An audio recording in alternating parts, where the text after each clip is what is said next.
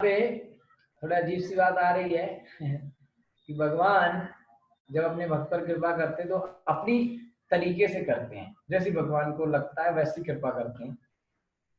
प्रभुपाद जी कह रहे हैं कि कभी कोई भगवान अपने भक्त पर ऐसी कृपा करते हैं कि उसको एक अभागी पत्नी दे देते हैं, खतरनाक टाइप की पत्नी मिल जाएगी, और उससे वो पत्नी इतनी खतरनाक होगी कि उसकी वजह से वो व्यक्ति घर में शांति से नहीं रह सकता। ठीक है, तो वो पत्नी से ऊब कर और अपना भगवान की भक्ति में लग जाता है। वैसे तो लगेगा नहीं, इसलिए उसको ऐसी भगवान, अगर भगवान चाह लें कि बेटे तेरे को भक्त तो बना के छोड़ूंगा, तो भगवान ऐसे ऐसे काम करेंगे कि भक्त तो बनना पड़ जाएगा, है ना। तो भगवान ऐसा काम करते हैं। तो यहाँ कह रहे हैं कि ऐसा लग रहा है कि भगवान के विधान से ही ये जो राजा अंग था, वो अच्छा खासा राजा था, वो पवित्र था, वो अच्छा व्यक्ति था, उसको ऐसी सुनीता जैसी भाग्यहीन पत्नी मिली, खतरनाक। बाद में उस पत्नी से ऐसा वेण जैसा बुरा पुत्र पैदा हुआ, और उसका परिणाम क्या हुआ कि राजा अपने ये पारिवारिक बंधन से राजा बिल्कुल ऊब गया। ऊब के जो है वो उससे छोड़ छाड़ के भगवान की भक्ति करने के लिए सब कुछ छोड़ छाड़ के अपना चला गया। तो राजा अंग के ऊपर हो गई है भगवान की कृपा, इसलिए उनको ऐसा लड़का पैदा दिया भगवान ने, ऐसा लड़का दिया कि वो लड़का खतरनाक था। और क्यों, कनेक्शन कहाँ से बनाया, उसकी पत्नी जो कि अधर्म के वंश की थी, अधर्मी खानदान की लड़की थी, इस वजह से उस लड़की की वजह का सहारा लेके एक अधर्मी पुत्र पैदा किया, और वो उस पुत्र से छक के तो भैया हमसे नहीं हो पाएगा, और राजा ऊब के और अपना जंगल में चला गया कि हम तो भैया भक्ति करेंगे, तुम्हें जो करना है करो। तो कई बार भगवान ऐसी जो है पत्नी दे देते हैं कि आदमी उससे ऊब के भक्ति में लग जाए। तो ऐसा व्यक्ति जिसको ऐसी पत्नी मिल गई है उसको भाग्यशाली समझना चाहिए कि उसको ऐसी दुर्भागी पत्नी मिली है जो उसको अत्याचार करती है। तो उसका अच्छा भाग्य है कि उसको अत्याचार करने वाली पत्नी मिली है, ताकि वो अभी उससे ऊब जाए और भगवान की भक्ति करने लगे। लेकिन और दुर्भागी वो है जिसको पत्नी भी अत्याचार करने वाली मिली है और ये बुद्धि भी नहीं लग रही है कि भगवान की भक्ति करें, वो तो बेचारा दोनों तरफ से चला गया। ठीक है, तो कल आपने सुना था चाणक्य पंडित कह रहे थे, है ना, कि परिवार में 4 तरह के शत्रु होते हैं। ठीक है, तो उसमें से 4 तरह के शत्रु परिवार के कौन बताए। पहला बताया जो पिता कर्जा लेके रखा हो बहुत सारा, वो। दूसरा माता जो दूसरी शादी कर ले या कोई अवैध संबंध रखे, और तीसरा पुत्र जो मूर्ख हो, और चौथा पत्नी जो सुंदर हो। तो एक भक्त ने हमको फोन किया आज कि भाई 3 का तो समझ में आता है कि दुश्मन है, पिता ने कर्जा ले रखा है, माता ने ऐसा काम किया है, बेटा मूर्ख है, तो थोड़ा बहुत समझ में आता है कि भाई ये दुश्मन के जैसे हो गए। लेकिन सुंदर पत्नी को क्यों दुश्मन बताया। तो सुंदर पत्नी को दुश्मन इसलिए बता रहे हैं कि भैया ज्यादा सुंदर होगी तो वो उसी में फंसा रहेगा, भक्ति में तरफ ध्यान नहीं देगा। तो सबसे बड़ा दुश्मन तो वही हुआ, क्योंकि कृष्ण से दूर ले जाने में वही काम आया। तो और कल हमने देखा सुंदर पत्नी दुश्मन है, और आज हमें यहाँ पे समझ में आ रहा है कि खतरनाक पत्नी भगवान की कृपा है, क्योंकि खतरनाक पत्नी होने से आदमी उस पत्नी और घर बार से ऊब कर और कहेगा यार छोड़ो ये सब, मैं तो जा रहा हूँ भैया भगवान का भजन करूंगा, अब वही बचाया जीवन में। कितनी अच्छी बात है। सासरासनम उद्यम्य मृगयूवन गोचरः हन्ति असाधु मृगान् दीनान् वेन असौ इति अरौत जनः। ठीक है, एक सेकेंड।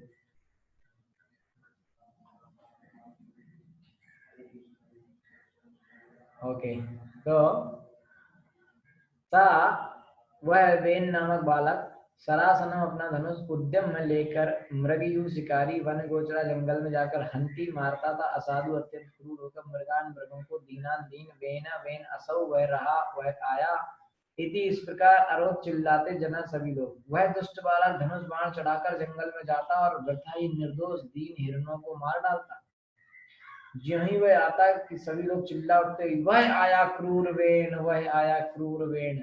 इतना खतरनाक लड़का था कि जिधर आता था उधर ही आदमी चिल्ला के भागते थे, देखो वो आ गया खतरनाक क्रूर वेण है। तो ये इतना खतरनाक था, इसलिए वो राजा उब के चला गया बेचारे से बच्चे से अपने, है ना। तो प्रभुपाद जी ने यहाँ पे पिछले श्लोक में ऐसा लिखा। एक्चुअली में प्रभुपाद जी के जीवन में क्या हुआ कि जब प्रभुपाद जी कलकत्ता के रहने वाले थे, है ना, आप लोगों को पता होगा, जिनको नहीं पता है बता देता हूँ। प्रभुपाद जी कलकत्ता के रहने वाले थे, तो ये उसी कॉलेज में पढ़ते थे जिसमें नेताजी सुभाष चंद्र बोस पढ़ते थे। सुभाष चंद्र बोस प्रभुपाद से 1 साल सीनियर थे उसी कॉलेज में, वो भी पढ़ते थे और ये भी पढ़ते थे, उसी समय की बात है। ठीक है, तो प्रभुपाद जी की हुई शादी। तो शादी होने के बाद जो इनकी पत्नी थी वो उतना कॉपरेट नहीं करती थी, उतनी उनको वो बन नहीं पा रहा था, उनका सेटिंग नहीं हो पा रहा था ढंग से घर गृहस्थी कामों में। तो प्रभुपाद जी ने अपने पिता से कहा कि देखो भाई, मेरी पत्नी तो सही नहीं है ना, और ये सही नहीं है, अच्छी नहीं है, मुझे दूसरी शादी करनी है। तो प्रभुपाद जी के पिता ने क्या कहा मालूम? प्रभुपाद जी ने कहा, पिता ने कहा, अरे बहुत बढ़िया है तुम्हारे साथ कि अगर तुम्हें पत्नी खराब मिली है तो बहुत बढ़िया है। बोले क्यों? बोले अरे पत्नी खराब है, बहुत बढ़िया है, उसको छोड़ो, भगवान का भजन करो, कभी तुम्हारा उसमें आकर्षण ही नहीं होगा, कभी बंधन में नहीं फंसोगे, आराम से भजन करते रहो।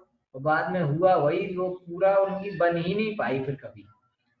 कहे बच्चे भी हो गए, सब हो गए, लेकिन वो बनी नहीं। उनकी पत्नी पीती थी चाय। ठीक है, तो प्रभुपाद जी ने लिखी भागवतम, अनुवाद किया अंग्रेजी में 3 ग्रंथ, 3 स्कंद का, है ना। आप समझ लो 3 स्कंद का माने कि करीब 4-5 हजार पन्ने लिखे अंग्रेजी में, 4-5 हजार पेज लिखे, अनुवाद किए अंग्रेजी में। उस समय वहाँ ऐसा नहीं होता था कि सॉफ्ट कंप्यूटर में टाइपिंग करना है, लिखना। और एक दिन वो आया कबाड़ वाला तो कबाड़ वाला ने, रद्दी बेचते ना, रद्दी रद्दी बेचते हैं, रद्दी। अब जिनको नहीं समझ में आ रहा है लोकल लैंग्वेज, तो पुरानी किताबें, न्यूज़पेपर सब बेच के कुछ पैसा मिल जाता है ना। तो उनकी पत्नी ने कहा, ये भागवतम रखी है, इसका क्या हो रहा है, कुछ हो तो रहा नहीं है, कुछ काम की तो है नहीं, इसको रद्दी में बेच दो। तो जो प्रभुपाद जी ने 4-5 हजार पेज लिखे थे ना अंग्रेजी के, उसको रद्दी में बेच के उससे चाय खरीद ली। अब बाद में प्रभुपाद जी को पता चला, बस प्रभुपाद जी ने कहा टी और मी, चाय चाहिए कि मैं चाहिए? उनकी पत्नी ने कहा मेरे को तो चाय चाहिए, और वहीं से छोड़ के चले गए। और उसके बाद वहां से उन्होंने घर छोड़ा है। आगे देखो दुनिया में कितना प्रचार कर दिया कृष्ण भक्ति का, और हम जैसे सभी लोगों को भगवान की भक्ति में लगा दिया, है ना। तो पत्नी अच्छी नहीं थी तो उनका छोड़ना आसान हो गया, समझ में आया? तो जो इनका लड़का था वेन, इतना खतरनाक था, ठीक है, बड़ा धनुष बाण लेके कहीं भी घुस जाता था और बेमतलब में जानवरों को मारता रहता था, हिरणों को। मतलब इतना था कि जिधर गली में चला जाए उधर ही लोग चिल्ला के भागते थे, अरे वो वेन आ गया, वेन आ गया, क्रूर वेन आ गया, भाग जाते थे लोग। तो प्रभुपाद जी लिख रहे हैं, क्षत्रियों को जंगल में शिकार करने की छूट है, इसलिए कि वध करना सीखें, इसलिए नहीं कि खाने या अन्य कार्य के लिए पशुओं का वध करें। क्षत्रिय राजाओं को कभी कभी अपने राज्य के अपराधी की गर्दन काट लेनी होती है, इसलिए क्षत्रियों को जंगल में शिकार खेलने की अनुमति थी। क्योंकि अंग का पुत्र वेन बुरी माता से उत्पन्न था, अतः वह अत्यंत क्रूर था। उसकी माता अधर्मी खानदान की थी, इसलिए वह बहुत क्रूर था।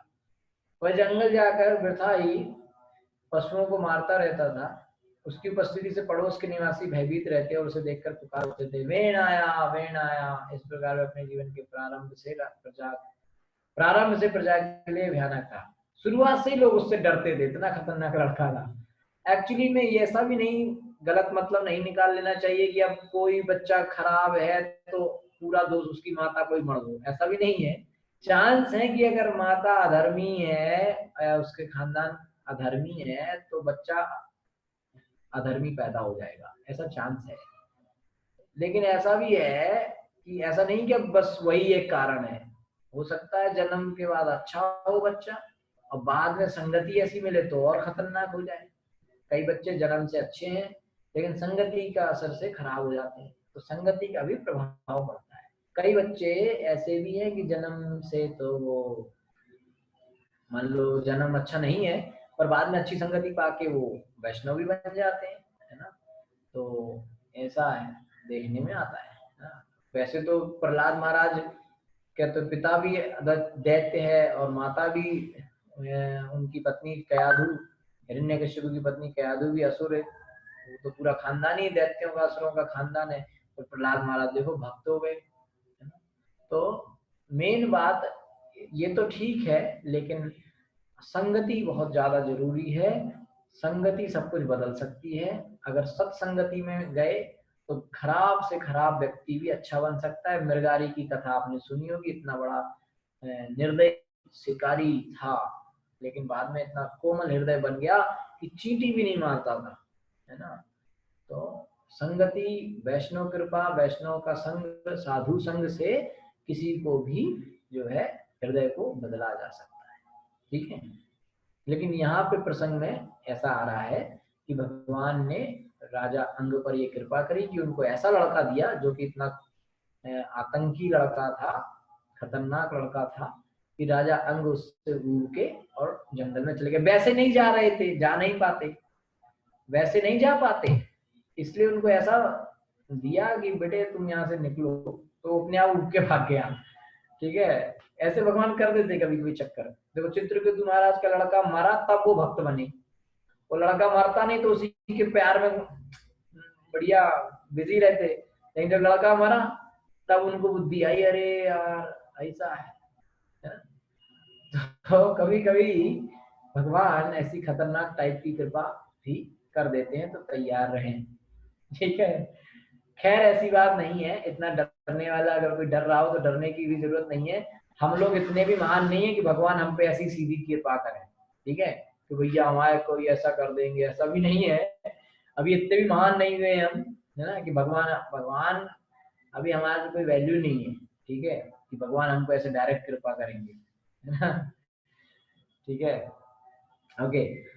आक्रीडे क्रीडता बालान् वैश्यान् अतिदारुणा प्रसह निरनुक्रोशः पशुमारं मारयात्। आक्रीडे खेल के मैदान में क्रीडता खेलता हुआ बालान लड़के वैश्यान अपनी उम्र के अति दारुणः अत्यंत क्रूर प्रसह बल से निरनुक्रोशः निर्दयता पूर्वक पशुमारम मानो पशु की हत्या कर रहा हो हमारे मार दो। बड़ा खतरनाक लड़का था ये, ऐसा क्रूर बालक था वो कि समवयस्क बालकों के साथ खेलते हुए अपनी उम्र के बच्चों के साथ जब वो खेलता था तो उन्हें इतनी निर्दयता के साथ मारता था मानो वे वध किए जाने वाले पशु। ऐसे मारता था जैसे बलि के लिए कोई बकरा लाता है ना, बलि के बकरे को कैसे मारते हैं लोग, काट देते हैं, ऐसे वो अपने साथ के बच्चों को मारता था भाई। हद है यार। इतना खतरनाक बच्चा था देखो, ठीक है। तम विचक्षे खलम पुत्रम शासनैर्विविधैर्निपः यदा न शासितुं कल्पो वृषम आसीत सुदुर्मनः। तम उसे विचक्ष देखकर खलम क्रूर पुत्रम पुत्र को शासनिक दंड द्वारा विविध प्रकार के निरपा राजा यदा जब ना नहीं शासितुम बस में करने के लिए कल्प समय वृषम अत्यधिक आसीत हो गया सुदुर्मन खिन्न। अपने पुत्र वेण को का क्रूर तथा निष्ठुर आचरण देखकर राजा अंग ने उसे सुधारने के लिए तरह तरह के दिए। अब उस बच्चे को इतना खतरनाक लड़का था, इतनी शैतानी करता था, उसको सुधारने के लिए इनके पिता ने, राजा अंग ने खूब उसको समझाया, दंड वंड दिया, डांटा वाटा, लेकिन उसको सही रास्ते पे नहीं ला पाए। इस तरीके से राजा को बड़ा बुरा लगा, बड़ा गुस्सा गुस्सा से राजा रहते थे, ठीक है। श्लोक संख्या हो गया है 42। ओके, एक सेकेंड।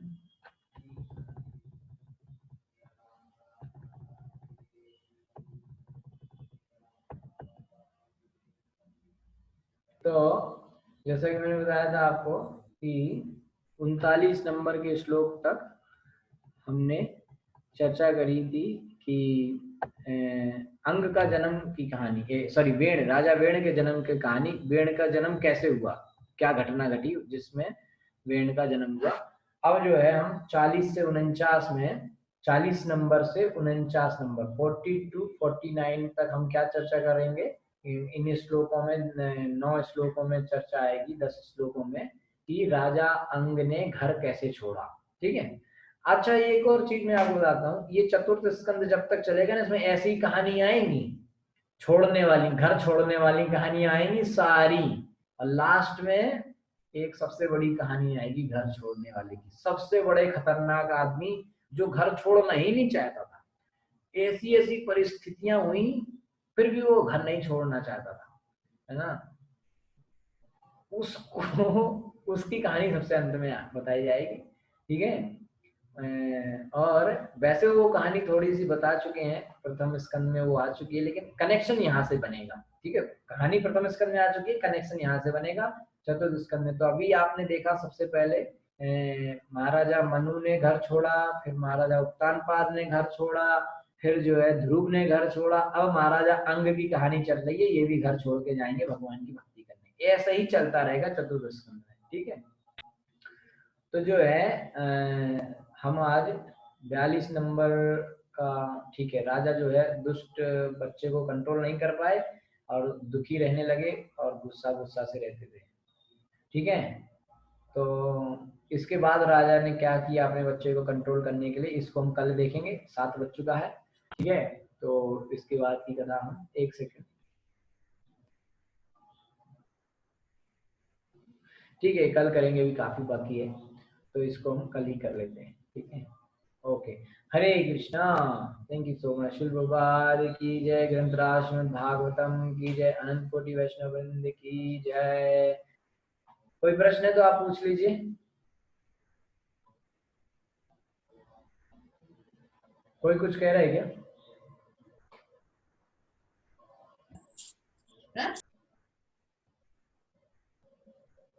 हरे कृष्णा। किसी का कोई प्रश्न है क्या? नहीं है? फिर इसका मतलब सबको सब कुछ समझ में आ गया है। बहुत अच्छा। हरि बोल हरि बोल हरि बोल। प्रभु जी हरे कृष्णा। धन्यवाद, प्रणाम। अच्छा बहुत अच्छा, आपने जब ऐसा कहा कि धर्मपत्नी जब अच्छा, धर्मपत्नी जिसकी योग्य नहीं होती है तो बड़ा भाग्यवान है, जो भक्ति में अच्छी तरह लग सकता है। नहीं तो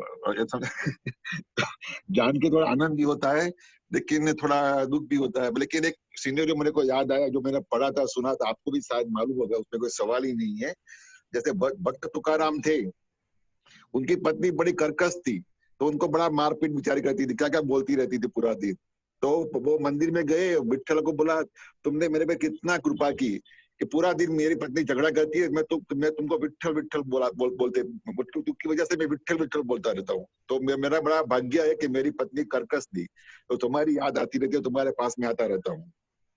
और दूसरा भक्त था एकनाथ, उनकी पत्नी बड़ी क्या होती है, कोऑपरेटिव थी। तो कहा, भगवान तुमने, विठल तुमने मेरी पत्नी कितनी अच्छी थी कि पूरा दिन तुम्हारा भक्ति में सहयोग देती, मैं तुम्हारा आभार मानता हूँ। और दूसरा तीसरा भक्त आया नरसिंह मेहता, गुजरात में हो गया, आपको मालूम है। दूसरा कौन बताया आपने? नरसिंह मेहता, नरसिंह मेहता, नरसिंह दूसरा मेहता दूसरा गुजरात में हो गए। तो उनकी पत्नी मर गई, बच्चे मर गया, बच्चा सब कुछ मर गया। तो भगवान को बोला, तुमने मेरी को अच्छा कृपा, अभी सब कुछ खो दिया, भाई आराम से तुम्हारा मैं स्मरण करूंगा। ये तीनों भक्त का जीवन में अलग अलग आपने तुकाराम महाराज का बताया, नरसिंह का बताया, और किसका बताया? एकनाथ, एकनाथ का बड़ी फेवरेबल था। अच्छा, एकनाथ एकनाथ। को बोला, हाँ। मेरी पत्नी मेरे संयोग देती है, तो मैं तुम्हारा बहुत आभारी रहता हूँ, तुम्हारा स्मरण करता अच्छा होता है। उसकी एक अनुकूल है, दूसरी के प्रतिकूल है, और तीसरी में सब कुछ खो दिया नरसिंह मेहता। वो बोलता है, मजा आ गया प्रभु, बहुत आनंद आ गया अभी तो मगर भक्त होते हैं हर एक प्रकार की ऐसा सिचुएशन है में थैंकफुल होते, कि थैंकफुल। बताइए अभी आप। हाँ, नारद नारद जी के साथ भी ऐसा ही हुआ ना। नारद जी की माँ को सांप ने काट लिया, नारद जी कहते भाई सही हो गया। हाँ, अब वो देखो तो ऐसा, वो तो माता अभी जी थी घर के, हाँ, तो सही बात है। ये नए नए लोगों को ऐसा नहीं बता सकते, वो लोग डर जाएंगे, कोई नहीं आएगा कृष्ण के पास। वैसे ही कृष्ण के पास कम आते लोग, सब लोग कृष्ण भक्ति इसलिए तो कम करते हैं लोग, क्योंकि थोड़ा कृष्ण की लीलाएं थोड़ी अजीब है ना। हाँ जी। लेकिन भगवान किसको कैसे भक्ति में लगाएंगे ये भगवान ने डिसाइड कर लिया है, और भगवान ने सबके लिए एक रास्ता बनाया है, वो सबका अलग अलग हो सकता है। किसी को दे के भक्त बनाएंगे, किसी से ले के भक्त बनाएंगे। Very good point. किसी को मार के भक्त बनाएंगे तो किसी को प्यार करके भक्त बनाएंगे। ठीक है, अब ये अपना भाग्य है कि अपन को कौन सी वाली गाड़ी मिलती है। ठीक है, तो ये अपना अपना अपना है कि किसको क्या मिलता है। किसी को मिर्च मिलेगी वो भी प्रसाद है, और किसी को गुलाब जामुन मिलेगा वो भी प्रसाद है ना। जब फेस्टिवल होता है तो फेस्टिवल में सारे महाप्रसाद को जो छोटा छोटा ऑफरिंग होता है ना, हजारों की संख्या में जब भोग रखते हैं तो सब एक साथ मिला दिया जाता है ना, बड़े बर्तन में। वृंदावन में क्या करते हैं कि जैसे जन्माष्टमी है या राधाष्टमी है तो मंदिर में 1000 टाइप के आइटम बनेंगे, 2000 टाइप के आइटम बनेंगे, तो सब बन के अल्टर में भोग लगेगा, इतना इतना सा सब रखा रहेगा। तो अब किसको क्या दे, है ना। अभी किसी को गुलाब जामुन मिलेगा तो पंगा होएगा, और किसी को नहीं मिलेगा तो वो क्या करते हैं, सब एक बड़े कंटेनर में सब मिला देते हैं, चाहे नमकीन हो, चाहे स्वीट हो, चाहे बटर हो, कुछ भी सब इकट्ठा मिला देते हैं। और वो पूरा भरने के बाद फिर एक भक्त ऐसे सबको लाइन में आते हैं, सब लोग सबको देते जाते हैं। अब अपना अपना भाग है किसको क्या मिलेगा। किसी को तो गुलाब जामुन मिल जाता है और कोई मिर्च पकौड़ा खा जाता है। ठीक है, वो कहता है हमको तो मिर्च मिली, लेकिन है सब प्रसाद। ठीक है, सही बात है। तो अपना अपना भाग है। तो ये है कि कृष्ण दयालु ऐसे हैं कि जैसे माता पिता अपने बच्चे को कभी कभी कोई चीज नहीं भी देते हैं। क्यों नहीं देते? क्योंकि उनको पता है कि, ये उदाहरण मैंने कई बार बताया, जैसे माँ से एक बच्चा रो रहा है कि नहीं जी मेरे को तो चाकू चाहिए, है ना, चाकू दो चाकू दो, तो माता चाकू थोड़ी दे देगी बच्चे को, क्योंकि उसको पता है मैं चाकू दे दूंगी अपना हाथ काट लेगा, है ना। वेरी गुड, एक्सीलेंट, है ना। तो लेकिन एक समय ऐसा आता है कि माता खुद कहती है अपने बच्चे से, ए इधर आओ, ये लो चाकू उठाओ, जरा आलू काट के दो मेरे को, है ना। क्योंकि अब माता को पता है कि इसको चाकू का यूज मालूम है ना, तो अपने आप खुद दे देती है ना। तो जब तक हमें ये भौतिक चीजों का यूज नहीं मालूम ना सही से, तब तक कृष्ण हमको नहीं देंगे। और जब हमको मालूम चल जाएगा तो कृष्ण भर भर के देंगे, जगह नहीं मिलेगी रखे कहाँ। सुदामा को इतना दिया, सुदामा खोपड़ी खराब हो गई, तो कहाँ से आ गया इतना सब। तो किसी को जब भगवान देख लेते हैं कि ये अब व्यक्ति हमारी दी हुई कृपा का दुरुपयोग नहीं करेगा, तो उसको सब कुछ देते हैं, है ना। इतने बड़े बड़े ध्रुव को देखो सब कुछ दे दिया, प्रहलाद को देखो सब कुछ दे दिया, कितने बड़े भक्त हैं, है ना, सब कुछ दिया, है ना। सही बात है, सही बात है। आपने नरसी का नाम लिया, तो नरसी के लिए तो भगवान सब कुछ लेके आए थे ना, योगक्षेम महामी, है ना। उनकी क्या बेटी की शादी थी, क्या था जिसमें मामेरू था, हाँ शादी था, तो समझो शादी। सब कुछ देंगे जब उन्हें पता है कि हमारे भक्त को इससे लगाव नहीं होगा, ये चाकू देने पे हाथ नहीं काटेगा, अब ये मैच्योर हो चुका है, समझदार हो चुका है, अब ये बल्कि चाकू दूंगा तो उसको मेरी सेवा में यूज करेगा, है ना। क्या बात है। तो दे देते हैं, सब कुछ दे देते हैं, है ना। प्रभुपाद जी को एक समय, वैसे तो प्रभुपाद जी शुद्ध भक्त है, भगवान के पार्षद हैं, लीला किए हैं, लेकिन अगर उनका व्यवहारिक तौर पे लीला देखें तो देखिए प्रभुपाद जी ने व्यवहारिक जीवन उनका उतना अच्छा नहीं है, और ये पहले जॉब नहीं चली, मेडिकल की दुकान खोली नहीं चली, फार्मेसी नहीं चली, बिजनेस नहीं चला, बॉम्बे जाके बिजनेस बनाया, पैसा डूब गया, कितने बार पैसा डूबा उनका। लेकिन जब भक्ति का प्रचार किया तो ऐसा हिट हुए कि आज तक नहीं कोई हिट हो पाया उतना, है ना। प्लेन क्या मतलब, इतना बड़े से बड़े बिजनेसमैन के पास पैसा नहीं होगा जितना प्रभुपाद जी के पास है। क्यों? भगवान को पता है कि इनको कितना भी दो ये सारा लगाएंगे मेरी सेवा में, तो देते रहे, प्रभुपाद जी को देते रहे। जगह नहीं है कहाँ, प्रभुपाद जी की फोटो देखो आप, जो प्रसाद लेते हुए, है ना, 75 आइटम रखे रहते शाम को सामने, कौन सा खाए सोच रहे हैं प्रभुपाद जी, है ना। ठीक है, सही बात है प्रभु जी, थैंक यू वेरी मच। इस तरीके से भगवान के भक्तों पर भगवान अपने भक्तों पर हर तरह से कृपा करते हैं। वो चाहते हैं कि तुम मुझसे दूर मत जाओ बस, तो इसलिए अगर दूर जाने वाली चीज देंगे ही नहीं, है ना। हम लोग अज्ञानी हैं, हम नहीं समझ पाते, हम कहते भगवान ने हमें दिया नहीं। बच्चे रूठ जाते ना, मम्मी हाँ, ने हमको आइसक्रीम नहीं खाने दी, बच्चे हाँ, रूठ जाते, 4 दिन बोलते नहीं मम्मी से, क्यों हाँ, नहीं बोल रहे, मम्मी ने आइसक्रीम नहीं खाने दी। अरे मम्मी को पता है कि तुम आइसक्रीम खाओगे जुकाम हो जाएगा, है ना। ना, लेकिन दुकानदार नहीं ये सोचता है कि आपको हम्म, आइसक्रीम से जुकाम होगा नहीं। दुकानदार देखता है मेरा पैसा आया कि नहीं, पैसा आया आइसक्रीम लो, जुकाम हो बुखार हो मेरा मतलब नहीं। ऐसे ही देवी देवताओं का केस है। आपने देवी देवताओं की पूजा कर दी, उनने उनने जो परिणाम है देंगे, उसको फिर लेके आप घूमते रहो, उससे फायदा नुकसान से हम्म, देवी देवता का मतलब नहीं। वो तो कहेगा हम्म, भैया हमारी पूजा हुई थी, हमने बदले में दे दिया। हम्म, लेकिन कृष्ण कहेंगे खूब तुमने पूजा करी है, हम तुम्हें नहीं देंगे क्योंकि तुम्हें जुकाम हो जाएगा। है ना। बराबर, तो ये है। Okay. Hare thank you very Krishna. Much प्रभु जी, हरे कृष्णा, धन्यवाद आपको। और जब मम्मी देख लेती है कि बच्चे का जुकाम अब ठीक हो चुका है, तो मम्मी अपने आप आइसक्रीम खरीद के ला के देती है बच्चे को। ऐसे ही कृष्ण जब देख लेते हैं कि बच्चा हमारा, भक्त मेरा बन गया है, पूरा पक्का भक्त बन गया है, अब कहीं नहीं जाएगा, तो फिर सब दे देते हैं। सही ठीक बात है। है, बात हरे ये है। Krishna, thank you very much. Hari Hari. Hari Hare बोल। हरे कृष्णा हरे प्रभु कृष्ण। जी। आपको प्रणाम प्रभु प्रश्न जी। है? प्रणाम। प्रभु जी प्रश्न है मेरे क्या? को ना, हाँ जी, बताइए। प्रभु जी मुझे ना ये पूछना था, आज जो है ना मैंने जल से उपवास किया है। अच्छा, जल से किया है माने सिर्फ जल पी एकादशी का के किया है कि जल? मतलब लिक्विड, बस जैसे वो हो गया नींबू पानी, पानी अच्छा, हो गया। हाँ जी, मतलब लिक्विड। हाँ जी, लिक्विड से किया है आज मैंने। तो अब मुझे क्या लिक्विड करना में चाहिए दूध शाम पिए? को? दूध नहीं पिया, पानी पिया है। दूध लिक्विड नहीं है। दूध नहीं पिया है, नहीं है तो वो रात को थोड़ा सा लेते हैं ना, जैसे तो रात को सोचा है रात को ले लेंगे। अब जैसे मतलब अब जैसे शाम का होता है, तो कैसे हमें फास्ट खोलना चाहिए? ये आज तो एकादशी है ना, हाँ जी, एकादशी आज, हाँ जी। तो फास्ट तो कल खुलेगा। कल शाम को नहीं खोलते हैं, जो थोड़ा बहुत लेते हैं।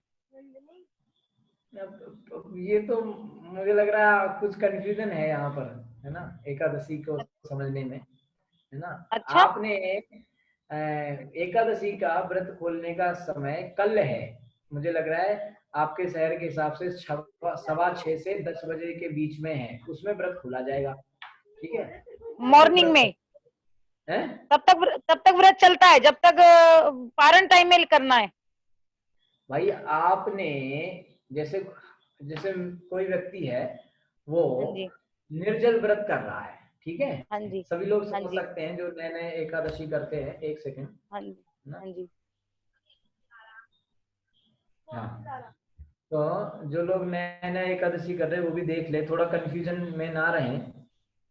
ठीक है, तो जैसे अगर मैं एकादशी निर्जल कर रहा हूँ, ठीक है, तो निर्जल एकादशी माने पूरा एकादशी के समय में मैं पानी नहीं पीऊंगा, हाँ पानी जी, हाँ जी, नहीं पीऊंगा।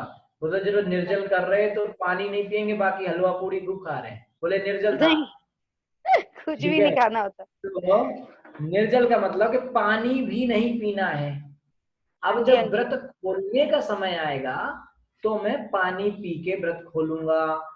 ठीक है, अच्छा, क्लियर है। हाँ जी, हाँ अच्छा, जी, अब कोई व्यक्ति कहता है कि भाई मैं निर्जल नहीं रह, ये निर्जल करना सबसे हाई लेवल है, तो कोई कहता है भाई मैं निर्जल नहीं कर सकता, तो मैं सिर्फ पानी पी के करूंगा, सिर्फ पानी, ओनली पानी, नींबू पानी नहीं, ओनली पानी। अच्छा, ठीक है, पानी। तो वो सिर्फ पानी पी के व्रत करेगा, और जब व्रत खोलने का समय आएगा उस समय वो जो है क्या करेगा, वो नींबू पानी पी लेगा या दूध पी लेगा या कुछ फल खा लेगा और व्रत खोल लेगा। इस तरीके से सिस्टम है। कोई व्यक्ति कहता है जी मैं तो फल फूल इस तरह से सब चीज खा के करूंगा, लेकिन जो आग पे कुक हुआ है, आग के ऊपर रख के जो पका है वो नहीं खाऊंगा, है ना। तो जब व्रत खोलने का समय आएगा तो वो आग पे बना हुआ खाना, जैसे कि साबूदाने की खिचड़ी या जो भी है, वो अपना खा के व्रत खोल लेगा।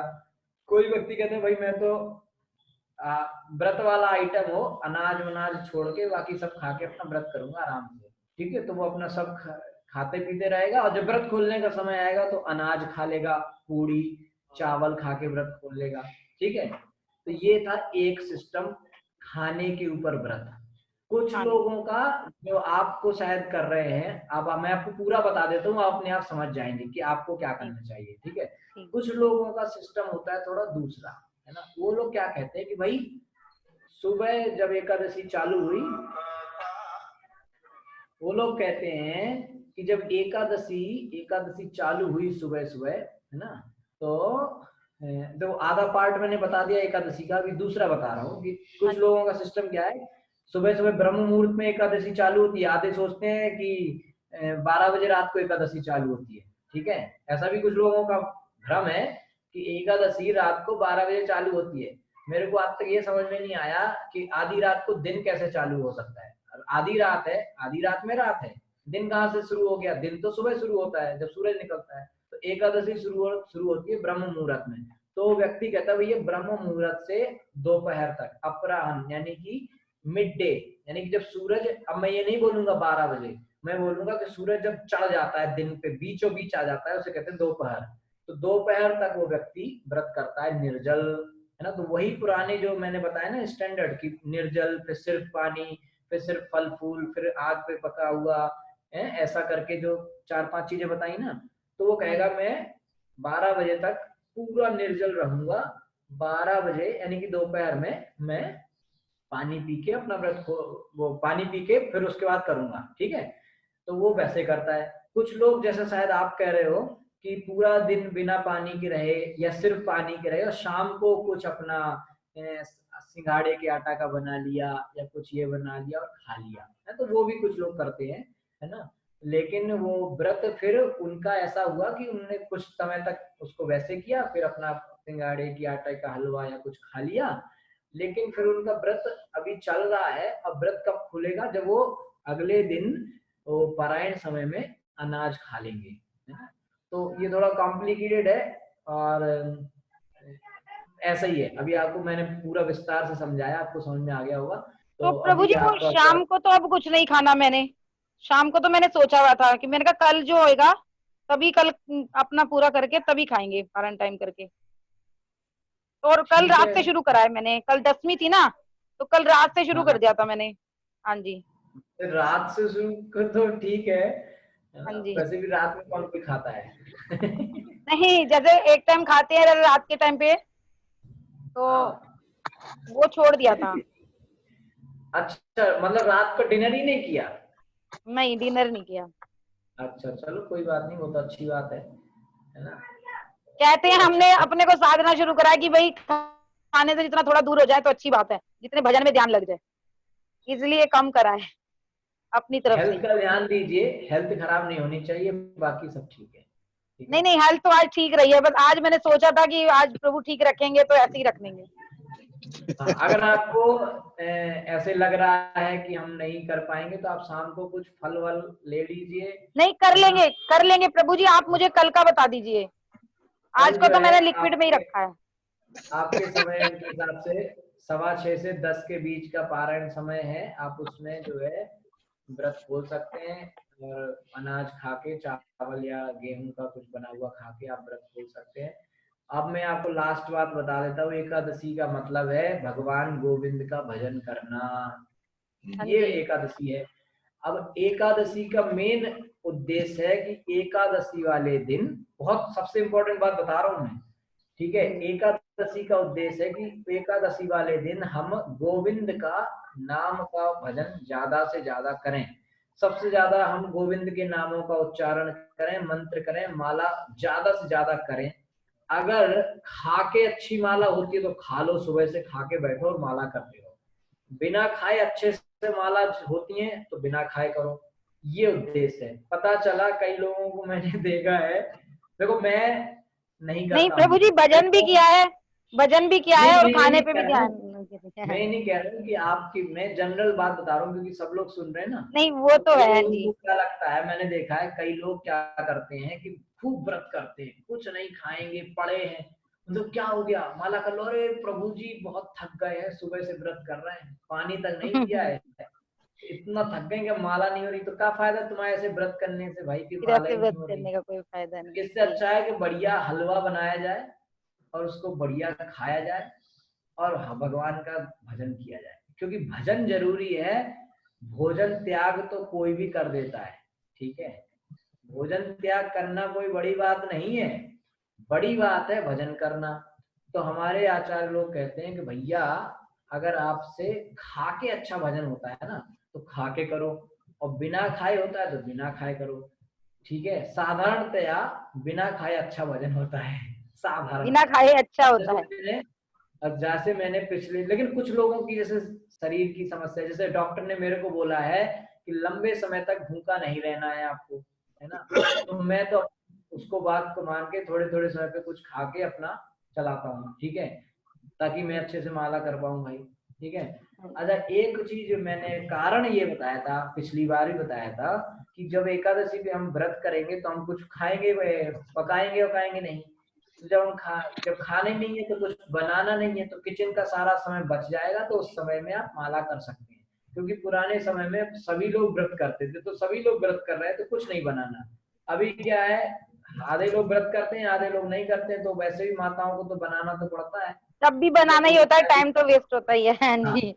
माताएं तो बना व्रत ज्यादा व्रत भी करती हैं बेचारी, और माला भी नहीं कर पाती, क्योंकि तो उनको ये नहीं समझना चाहिए कि वो गलत है। उनको ये ऐसे लेना चाहिए कि भगवान ने हमारे ऊपर ये कृपा करी है कि हम तो दूसरों की कर पा रहे हैं, सेवा का मौका मिल रहा है। क्योंकि जब हम हरि नाम करते हैं तो हरि नाम में यही तो मांगते हैं कि भगवान की सेवा मिले और भक्तों की सेवा मिले। तो परिवार के दूसरे सदस्य हैं, उनको सेवा करने का मौका मिल रहा है, तो ये भी अच्छी बात है। तो जितनी माला आप रोज करते हैं उतनी कर लीजिए, थोड़ी बहुत एकादशी में एक्स्ट्रा कर लीजिए, है ना। और अपने घर के काम काजों को भी देखिए, घर में लड़ाई मत करवाइए, ठीक है।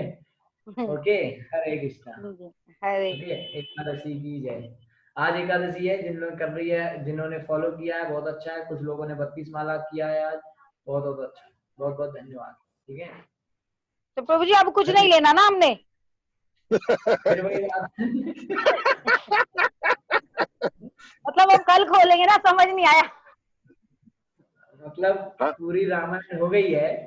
नहीं मतलब ये है ना कि कल खोलेंगे ना, कि भाई कोई दोष तो नहीं लगेगा ना कि अगर नहीं कुछ खाएंगे खोलेंगे आपने तो। सुबह से क्या खाया पिया है? सुबह से पानी पिया है प्रभु जी।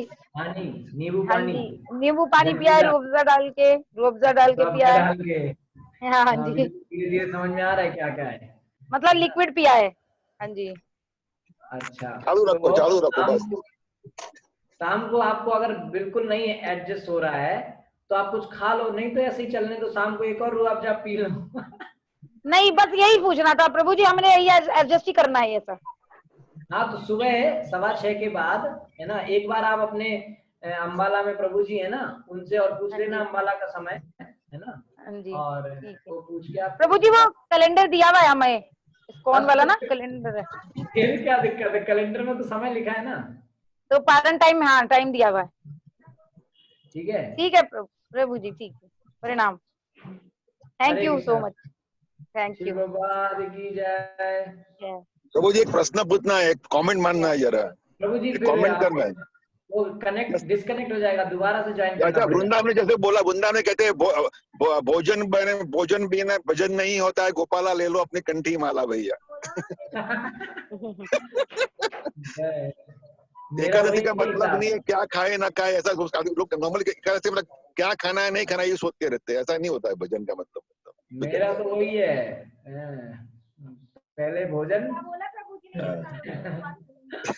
ओके प्रभु जी, थैंक यू।